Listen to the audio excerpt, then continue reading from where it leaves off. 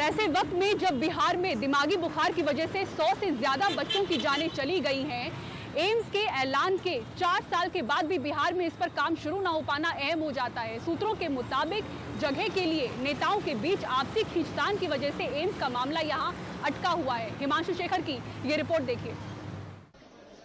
बिहार में दिमागी बुखार के कहर से वहां की चरमराती स्वास्थ्य व्यवस्था का सच सामने आ गया है। हैरानी की बात यह है कि 4 साल पहले मोदी सरकार ने बिहार में दूसरा एम्स खोलने का ऐलान किया था, लेकिन बिहार सरकार इसके लिए जरूरी जगह मुहैया नहीं करा पाई। 2015-2016 में पहली बार तत्कालीन वित्त मंत्री अरुण जेटली ने अपने बजट भाषण में बिहार में दूसरे एम्स के गठन का ऐलान किया। इसके बाद स्वास्थ्य मंत्रालय ने कई बार बिहार सरकार से गुजारिश की कि वो राज्य में 3 से 4 ऐसी जगहों का पहचान करें जहां पर नए एम्स का गठन किया जा सकता है, लेकिन नीतीश सरकार करीब 4 साल तक बिहार में किसी नए जगह की पहचान नहीं कर पाई। 19 दिसंबर 2017 को राज्यसभा में दिए लिखित जवाब में स्वास्थ्य राज्य मंत्री अश्विनी चौबे इस बात की पुष्टि कर चुके हैं।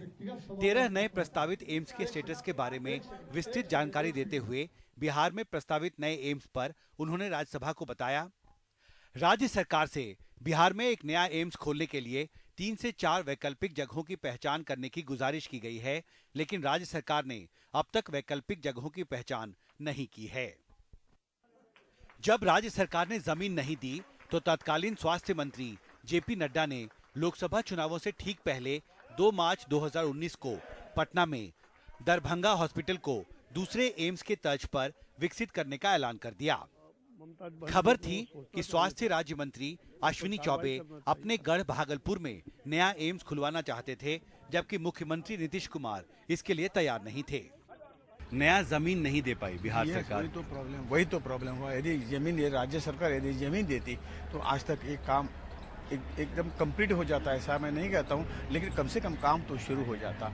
तो राज्य सरकार ने फिर भी विचार करना है कि एक बड़ा इंस्टीट्यूट जब तक वहाँ नहीं होगा, रिसर्च सेंटर नहीं होगा, जैसे एनसेफेलाइटिस जैसे रोग है उसके ऊपर हम काबू न पा सकेंगे। जमीन लेने में वहाँ कठिनाई होती है, इसलिए ये सारा विलम्ब हो रहा है। व्यवहारिक कठिनाई जो मैं बिहार का हूँ, पटना को मैं जानता हूँ कि कोई भी योजना सरकार की जाती है उसमें रुकावट पैदा जमीन के वजह से होता है। चिंता करती है सरकार, अब जबरदस्ती लाठी चला के तो जमीन नहीं ले सकते ना। जमीन न मिलने का नतीजा ये हुआ कि बिहार में एक नया एम्स नहीं बन पाया।